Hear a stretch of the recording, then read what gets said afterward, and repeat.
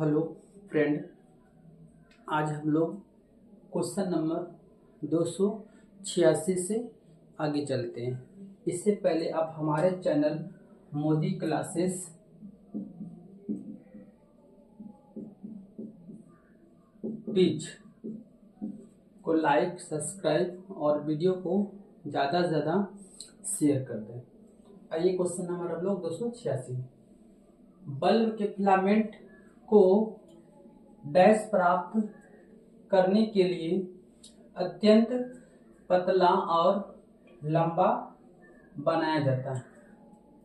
तो हम लोग को पता है कि ये उच्च प्रतिरोध प्राप्त करने के लिए इसको पतला और लंबा बनाया जाएगा। एक इसमें सबसे इम्पोर्टेंट बात क्या है कि बल्ब में जो गैसें होती है, यानी कि बल्ब में कौन कौन से गैस भरा होता है। एक तो पहले हम लोग जानते हैं हीलियम गैस भरते हैं, हीलियम He। एक नाइट्रोजन गैस भरते हैं, नाइट्रोजन गैस। ये क्वेश्चन बार बार एग्जाम में आते हैं, N2। एक होता है नियोन गैस, नियोन को भी हम लोग भरते हैं, Ne। एक होता है ऑर्गन, ऑर्गन है, ऑर्गन यहाँ पे लिख रहे थे ऑर्गन, Ar। ये तीनों ही गैस, ये सॉरी चारों गैस बल्ब में भरा जाता है। और आपको पता है कि फिलामेंट के रूप में, बल्ब में जो फिलामेंट के रूप में टंगस्टन का प्रयोग करते हैं। टंगस्टन क्यों प्रयोग करते हैं? क्योंकि इसका गलनांक बहुत ज्यादा उच्च होता है और ज्यादा रोशनी प्रोवाइड करता है। आगे बढ़ते हैं।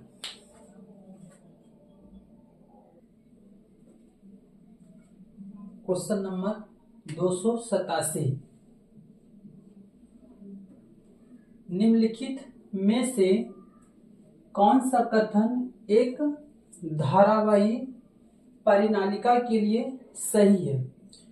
जो धारा एक रड के रूप में रहता है परिनालिका, 10th क्लास में भी इसका बना हुआ है, किस प्रकार के रूप में वो सही होता है? फिगर हम बनाने का अगर थोड़ा सा प्रयास करें तो इस प्रकार से होती है परिनालिका, है ना। एक परिनालिका के लिए क्या सही है, इसके बारे में बताना। पहला कह रहा है इसका उपयोग मृदु लोहे के टुकड़ों को चुंबकित करने के लिए किया जाता है। बिल्कुल सही है, चुंबक में इसका प्रयोग हम लोग करते हैं चुंबक प्राप्त करने के लिए। दूसरा कह रहा है यह क्षर चुंबक की भांति कार्य करेगा। तो क्षर चुंबक, ये तो चुंबक की भांति कार्य करता ही है, तब तो इसका प्रयोग करते हैं ना, तो कर ही नहीं पाएंगे। तो ऑप्शन मतलब क्या, दो भी सही है। तीसरा कह रहा है क्षेत्र रेखाएं संकेंद्रित वृत्त होती है। ये वृत्त नहीं होती है, ये वृत्त के रूप में नहीं होता। इसका मतलब ये 3 नंबर इसका सेटिस्फाई नहीं करेगा।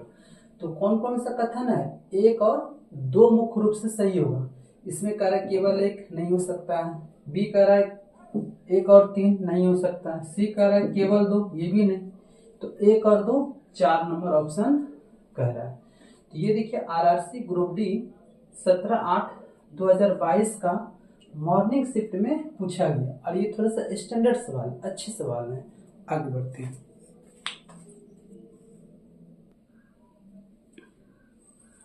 Question number 288। नीचे दिए गए चित्र में 3 प्रतिरोधों R1, R2 और R3 का V और R, यानी कि ये I यानी कि धारा, V हो गया वोल्ट, ग्राफ दिखाया गया है। R1, R2 और R3 के बीच सही संबंध आपको बताना है। तो इस क्वेश्चन को हल करने के लिए आपको थोड़ा सा हम यहाँ पे लेके चलते हैं। एक है ओम का नियम, ओम का नियम, क्या होता है, V बराबर क्या होता है, I इंटू आर। और हमको I और V के बीच में दिखाना है। इसका मीनिंग है, अगर हम यहाँ से I बराबर निकालेंगे तो I बराबर क्या होगा, V बटे आर होगा। तो इसका मीनिंग है, अगर वोल्ट बढ़ेगा तो प्रतिरोध घटेगा, लेकिन हमको R के रूप में दिखाया गया है। अगर R के रूप में दिखाया गया है तो अब देखिए, ये वोल्ट किसके बराबर, I के बराबर है, यानी कि धारा के बराबर है। इसको हम लोग धारा कहेंगे। जैसे जैसे धारा बढ़ेगा वैसे वैसे प्रतिरोध क्या हुआ, घटेगा। तो यहाँ पे देखिए, सबसे ज्यादा धारा किसका है, R3 का है। अगर R3 सबसे ज्यादा है, इसका मतलब प्रतिरोध सबसे कम किसका होगा, R3 का होगा। इसका मतलब है कि सबसे कम जो होना चाहिए R3 का होना चाहिए। और उससे ऊपर में कौन है, R1। तो फिर R3 से जस्ट बड़ा कौन होगा, R1 हो जाएगा। फिर R2 सबसे बड़ा होगा। क्यों होगा, क्योंकि देखिए ये धारा है, जैसे जैसे ये ऊपर जाएगा इसका मान क्या होगा, वैल्यू घटते जाएगा। तो इसमें सबसे ऊपर कौन है, R3। इसका मतलब R3 जो है, R3 का प्रतिरोध सबसे कम होगा। तो ये देखिए, इस फॉर्म में आपको आंसर दिखना चाहिए। किस कोई ऑप्शन दिख रहा है हमें, R3 तो ग्रेटर देन है, R3 R1। तो ऑप्शन नंबर बी आपका सेटिस्फाई होगा। ये अच्छे लेवल का सवाल है। यहाँ पे ये देखिए, RRC ग्रुप डी 17/7/2022 का आफ्टरनून शिफ्ट में आया हुआ है। आगे बढ़ते हैं।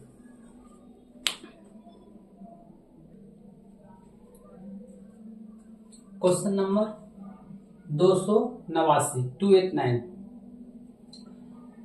चुंबकीय क्षेत्र के लंबवत स्थित कुंडली की गति के कारण उसमें प्रेरित धारा की दिशा निर्धारित करने के लिए निम्नलिखित में से किस नियम का प्रयोग किया जाता है।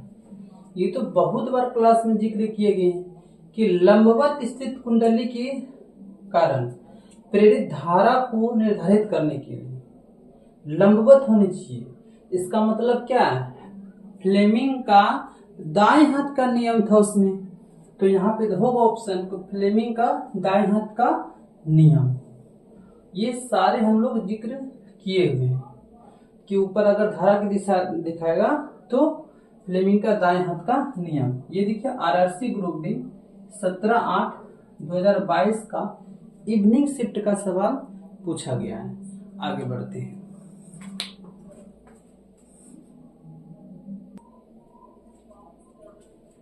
क्वेश्चन नंबर 290 निम्नलिखित में कौन सी स्थिति संभव है। आपको 3 गो कथन दिया हुआ है।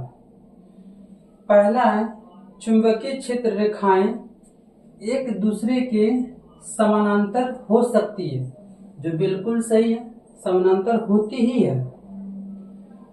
बी कह रहा है, चुंबकीय क्षेत्र रेखाएं संकेंद्रित वृत्त हो सकती है, ये भी सही है, संकेंद्रित वृत्त भी हो सकती है।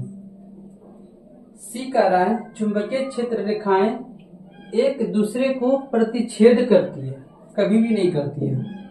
अगर हम बात करें, थोड़ा सा समझते हैं कि चुंबकीय क्षेत्र रेखाएं होती कैसे। मान के चलिए कि ये चुंबक है और ये यहां से नॉर्थ, इसको साउथ, यहां से ऐसे रेखाएं निकलती है, यहां पे प्रवेश करती। इस प्रकार से ये निकलते जाएगी, यहां प्रवेश करती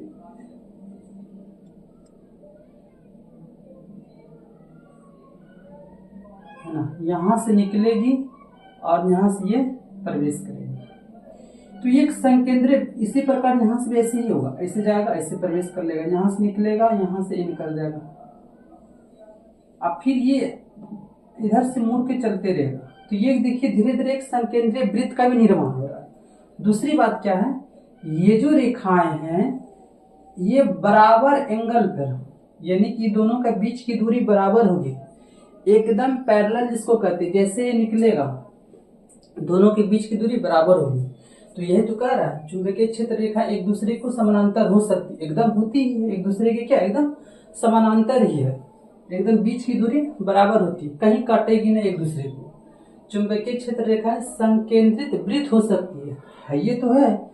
संकेंद्रित वृत्त किसको कहते हैं? एक वृत्त पर दूसरे वृत्त। जैसे अगर हम यहाँ पर बात करें, यहाँ पे दिख रहा है, यहाँ पे बनाते हैं संकेंद्रित वृत्त, तो यही होता है ऐसा, फिर एगो और भी ऊपर से, यहाँ भी तो इसी प्रकार से निर्माण हो रहा है। तीसरा, चुंबकीय क्षेत्र रेखा एक दूसरे को प्रतिच्छेद करती है, कट करती है। कहीं भी देखिए रेखा कट कर रही है, कहीं नहीं, ये ऑप्शन गलत है। तो ए और बी सही होगा। कौन सा ऑप्शन में? ए और बी दोनों सही है। तो ये देखिए आरआरसी ग्रुप डी 17/8/2022 का इवनिंग शिफ्ट का सवाल आया हुआ है। आगे बढ़ते हैं।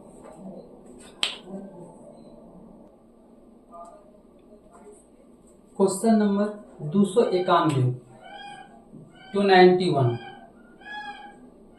निम्नलिखित में से कौन सा कथन सही है, आपको बताना है।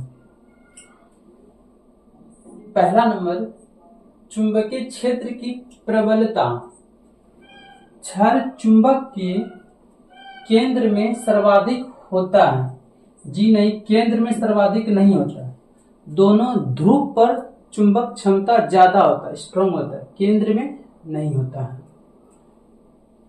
बी नंबर, कोई भी दो चुंबकीय बल रेखाएं प्रतिच्छेद नहीं कर सकती है। ये तो अभी जस्ट हम बताएं कि कहीं भी प्रतिच्छेद नहीं करवे नहीं करेगा, कटवे नहीं करेगा, तो ये तो सही बोल रहा है। तीसरा, चुंबकीय बल रेखाएं बंद सतत वक्र निर्मित करता है। ये बात भी सही है कि एक प्रकार से क्या होगा, जैसे ये मान चलिए एक रड है, तो यहाँ से निकलेगा, यहाँ निकले, यहाँ पे आएगा, यहाँ पे आएगा, इसी प्रकार से यहाँ जाएगा, तो एक वक्र सतह का निर्माण कर लेता है, अंदर से ही आती रहेगा इधर से, तो इस प्रकार से वो निर्माण करती है। तो क्वेश्चन नंबर इसका 2 भी कथन सही है और 3 भी कथन सही है। कौन सा ऑप्शन है? 2 और 3, तो ए नंबर ऑप्शन आपका क्या करेगा? सेटिस्फाई करेगा।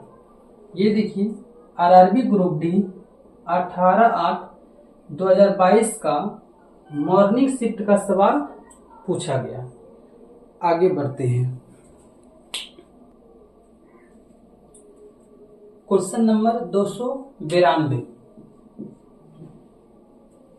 एसी जनरेटर किस सिद्धांत पर कार्य करता है? ये तो आपको 10th में भी ये चैप्टर है कि विद्युत चुंबकीय प्रेरण के सिद्धांत पर कार्य करता है एसी जनरेटर। ये देखिए आरआरसी ग्रुप डी 18/8/2022 का मॉर्निंग शिफ्ट का सवाल पूछा गया है। आगे चलते हैं। क्वेश्चन नंबर 293, प्रतिरोधकता वाले, ये प्रतिरोध का साइन है, प्रतिरोधकता का साइन है, वाले धातु के तार को 4 बराबर भाग में काटा जाता है। प्रत्येक भाग की प्रतिरोधकता क्या है? तो आप एक कंसेप्ट को पता करना पड़ेगा पहले कि प्रतिरोधकता वाजिब में किस पर निर्भर करता है। देखिए अगर हम बात करते प्रतिरोधकता की, प्रतिरोधकता किस पर निर्भर करेगा, तो पहला ये है तार की पदार्थ पर, तार की पदार्थ पर, यानी कि तार किस पदार्थ का है, ये एल्युमिनियम का है, ये तांबा का है, ये चांदी का है। दूसरी बात क्या है, क्षेत्रफल का तापमान पर भी निर्भर करता है, तापमान टेम्परेचर पर। तीसरी क्या है कि ये लंबाई पर निर्भर करता ही नहीं है, लंबाई पर निर्भर करेगा नहीं, ये बात आपको ध्यान होनी चाहिए पहले। तो यहाँ कह रहा है कि अगर हम धातु के तार को 4 बराबर भाग में काटा जाए, तो मान के चलिए यहाँ से यहाँ तक का धातु के तार है, इसको 4 बराबर भाग में बांट भी दीजिए, तो क्या फर्क पड़ेगा? कोई फर्क नहीं पड़ेगा। क्यों? क्योंकि प्रतिरोधकता लंबाई पर निर्भर ही नहीं करती है। जब प्रतिरोधकता लंबाई पर निर्भर ही नहीं करेगा तो तार को आप 4 टुकड़ा कर दीजिए, ये 5 टुकड़ा, ये कितना भी कर दीजिए, कोई फर्क नहीं पड़ेगा। इसका मतलब क्या आंसर इसका क्या हो जाएगा? जो है वही रह जाएगा। तो ये भी देखिए आरआरसी ग्रुप डी 18/8/2022 का आफ्टरनून शिफ्ट का सवाल पूछा गया, और थोड़े से बढ़िया क्वालिटी का सवाल भी, अच्छी सवाल भी। आगे बढ़ते हैं।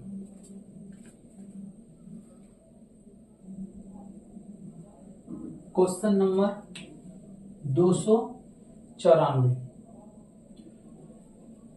कई प्रतिरोध को समानांतर क्रम में संयोजित करने को इनमें से किसके समतुल्य माना जा सकता है? ये भी अच्छे लेवल का सवाल है। तो पहले हम लोग जानते हैं प्रतिरोध का फॉर्मूला क्या था, उसी से पता कर लेंगे। तो हम लोग को पता है कि प्रतिरोध को डिनोट R से करते हैं, तो R बराबर क्या आता है? ρ इंटू L/A। L क्या हो गया? लंबाई। A क्या हो गया? एरिया। इसका ये कांस्टेंट है, ये वैल्यू इसका पता होती है, इसको हम लोग रो कहते हैं, प्रतिरोधकता जिसको हम लोग कहते हैं। तो ये तो सूत्र होता है। अगर ये सूत्र है तो आपको यहां से एक बात पता हो जाएगा कि हम लोग को ये देखना है कि हम लोग प्रतिरोध को किस क्रम में जोड़ रहे हैं? समांतर क्रम में जोड़ रहे हैं। तो समांतर क्रम में अगर हम जोड़ रहे हैं तो जैसे समांतर क्रम मान चले कि R1 है, R2 है, आप इसको समांतर क्रम में जोड़ेंगे तो 1/R1 अब प्लस 1/R2 लिखेंगे। मान के चले अगर इससे समझ में नहीं आ रहा है तो आप बताइए, इसको हम मान चलते हैं कि R1 का वैल्यू दिया है 3 यूनिट, इसका वैल्यू दिया है 4 यूनिट। तो अगर हम इसको इसमें जोड़ेंगे तो 1/3 और प्लस 1/4, तो टोटल यूनिट कितना हो जाएगा? तो 4 दिया, ये तो 12 हो जाए, 7/12 ये हो गया। अगर 7/12 हो रहा है तो आप बताइए होना चाहिए इसको 7/12, ये इसका मतलब कुछ, अगर इसी को हम लोग श्रेणी क्रम में जोड़ते हैं, श्रेणी क्रम में, तो 4 3 7 होता, लेकिन यहाँ 7/12 है समांतर क्रम में। तो समांतर क्रम में अगर 7/12 है तो इसका मतलब श्रेणी क्रम से इसका वैल्यू कम है। वैल्यू कम इसलिए है, तो आप देखिए, तो इसको R है, तो यहाँ L है, यहाँ A है, तो इसका मतलब है अगर ये बढ़ेगा तो इसका मान घटेगा, ये बढ़ेगा तो इसका मान घटेगा। इसका मतलब अगर हम प्रतिरोध को बढ़ाएंगे तो लंबाई तो बढ़ेगा, लेकिन एरिया क्या होगा? घट जाएगा। एक मिनट, हाँ, तो हम बता रहे थे अगर प्रतिरोध बढ़ेगा तो एरिया घटेगा, अगर प्रतिरोध घटेगा तो ये जो एरिया है, क्षेत्रफल है, ये क्या होगा? इंक्रीज करेगा। तो आप बताइए यहाँ पर कई प्रतिरोधों को, तो हम तो 2 से पता कर लिए, अगर होना चाहिए था 7 समांतर क्रम में, लेकिन हुआ कितना? 7/12, यानी कि प्रतिरोध घट रहा है। R का वैल्यू में क्या हो गया? घट रहा है, तो इसके वैल्यू में क्या होगा? इंक्रीज होगा। लंबाई भी घटेगा, क्योंकि ये देखिए ये इसके समांतर है, तो ये घटेगा तो लंबाई भी घटेगा, लेकिन एरिया क्या होगा? बढ़ेगा। तो आप देखिए हम लोग ऑप्शन चलते हैं। चालक की लंबाई में वृद्धि होगा, कभी नहीं हो सकता है, क्योंकि हम लोग का समांतर क्रम में, अगर यही रहता श्रेणी क्रम में तो बढ़ता। चालक के अनुप्रस्थ काट के क्षेत्रफल में कमी होगा, कमी तो नहीं होगा, वृद्धि होगा। चालक की प्रतिरोध में वृद्धि होगा, प्रतिरोध में कोई वृद्धि हो ही नहीं रहा, क्योंकि यहाँ 7 यूनिट था तो यहाँ 7/12 आ रहा है, कम ही आ रहा है। चालक की अनुप्रस्थ काट के क्षेत्रफल में वृद्धि होगा, बिल्कुल सही है, क्योंकि R का वैल्यू 7 से 7/12 आ गया, तो कम हो रहा है, तो ये नीचे वाला वैल्यू क्या हो? एरिया बढ़ेगा। इस प्रकार से देखिए ये भी क्वेश्चन आरआरसी ग्रुप डी 18/8/2022 का आफ्टरनून शिफ्ट में आया हुआ, अच्छी लेवल का सवाल है। आगे बढ़ते हैं।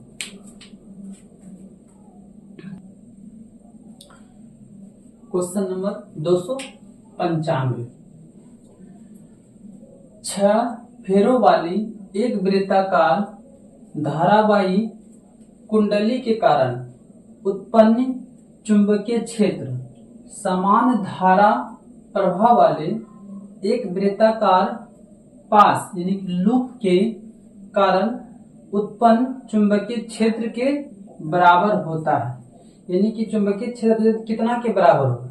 देखिए हम एक आपको प्रयास करते समझाने का।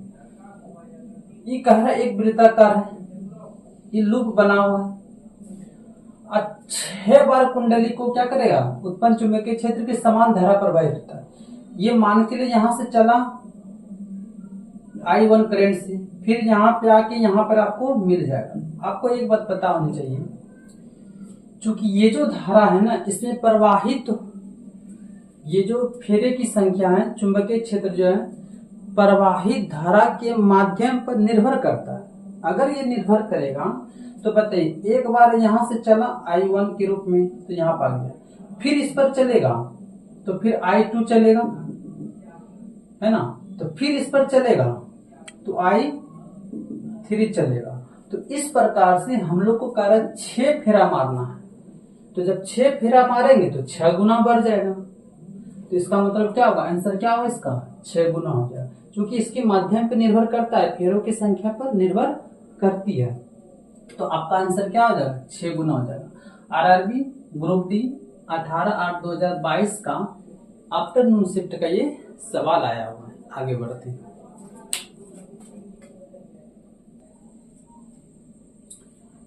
Question number 296। एक क्षैतिज सीधी तार में धारा पश्चिम से पूर्व की ओर प्रवाहित होती है, तो पूर्वी सिरे से देखे जाने पर चुंबकीय क्षेत्र रेखाएं की दिशा क्या होगी। पूर्व के क्षेत्र से हम देखेंगे। देखिए हम आपको एक तरीका बताते हैं। मैक्सवेल का एक नियम है, उसमें कह रहा है कि अगर हम अंगूठे को उसमें प्रवाहित होने वाली धारा से अगर हम डिनोट करते हैं, तो शेष जो उंगली मुड़ी हुई है, ये सब जो उंगली मुड़ी हुई है, उसमें प्रवाहित होने वाली धारा के कारण उत्पन्न चुंबकीय क्षेत्र की दिशा को व्यक्त करेंगे। तो सबसे अच्छा इसका क्या हो जाएगा, तो ये तार के लंबवत तल में वामोत्तर होगा। एकदम सही बात है ना, तार के तल में वामोत्तर लंबवत होना चाहिए, ये इंपॉर्टेंट है ऊपर वाले। तो ये आरआरसी ग्रुप डी 18/8/2022 का इवनिंग शिफ्ट का सवाल पूछा गया। देखिए हुआ क्या है कि आपको विद्युत धारा चैप्टर से अच्छे सवाल पूछेंगे। न्यूमेरिकल भी इसमें थोड़ा सा हाई लेवल का आया हुआ है, तो इस चैप्टर का अध्ययन करना बहुत ज्यादा जरूरी है। आगे बढ़ते हैं।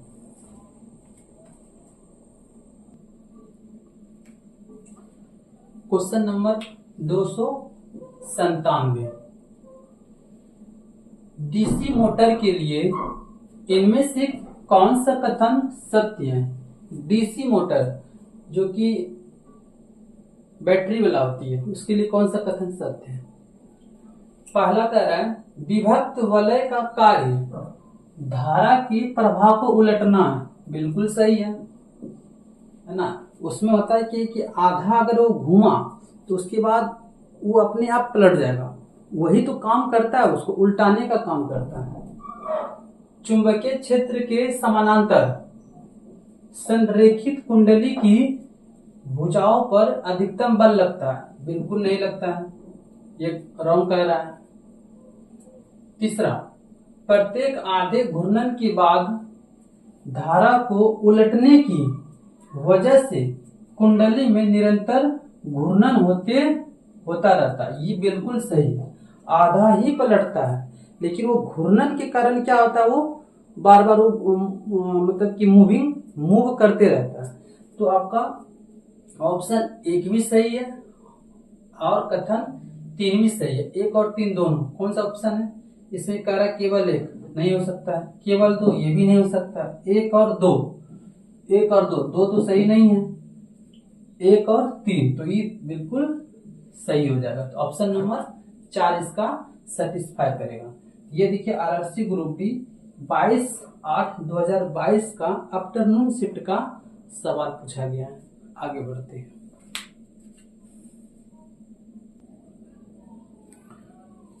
क्वेश्चन नंबर 298, निम्नलिखित में से कौन सा उपकरण विद्युत धारा की तापीय प्रभाव पर आधारित है? ताप यानी कि वैसा यंत्र जिससे क्या है, ताप निकलता हो, हीट निकलता, उष्मा निकलता हो। तो ताप दीप्त लैंप ये तो है ही है। इलेक्ट्रिक गीजर ये भी है, इससे भी क्या हीट निकलता है, तब तो पानी गर्म होता है। विद्युत जनरेटर इससे हीट नहीं निकलता है। तो ऑप्शन नंबर कौन सा सेटिस्फाई करेगा? एक भी सही है और दो भी सही है, तो इसमें कह रहा है केवल एक नहीं हो सकता, केवल बी, ये भी नहीं होगा, एक और दो दोनों, तो ये नंबर क्या होगा? सही होगा। और देखिए कौन कौन सा उपकरण इसमें, देखिए तापीय प्रभाव पर आधारित यंत्र और भी लिखे हैं, जैसे इलेक्ट्रिक आयरन, वो भी हीट देता है, तो वो भी इस पर आधारित होगा।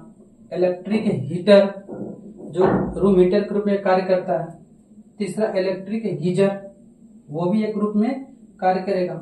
फिर इंडक्शन कुकर, वो भी क्या आता है, एक तापीय विद्युत धारा के तापीय प्रभाव पर आधारित होते हैं। ये देख लीजिए आरआरसी ग्रुप डी 22/8/2022 का आफ्टरनून शिफ्ट में सवाल पूछे गए।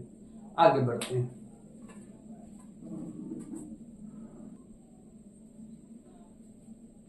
क्वेश्चन नंबर 299 में क्या कहता है भाई, रमेश एक बल्ब का फिलामेंट बनाने के लिए एक पदार्थ का चयन करना चाहता है।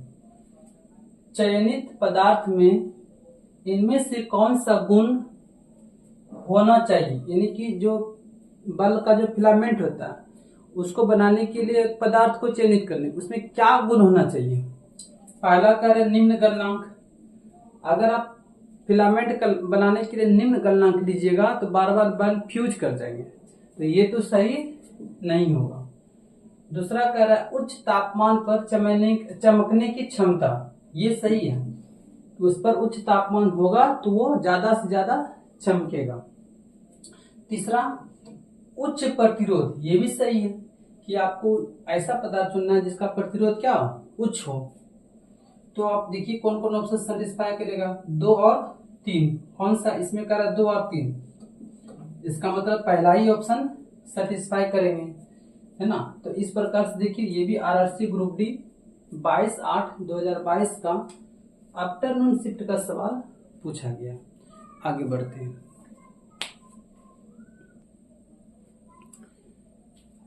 क्वेश्चन नंबर 300,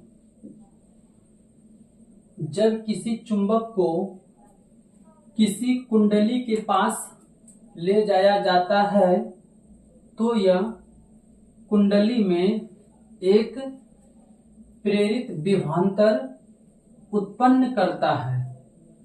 जब हम कुंडली के पास चुंबक की गति बढ़ाते हैं तो क्या होगा? तो ये बोल रहा है, देखिए ध्यान से, थोड़ा सा हम समझाने का प्रयास करते हैं। मान के चलिए कि ये चुंबक है और ये कुंडली है ना, एक कुंडली। जब हम इस चुंबक को कुंडली के पास ले जाएंगे तो ईएमएफ इलेक्ट्रोमैग्नेटिक फोर्स की मात्रा बढ़ेगा।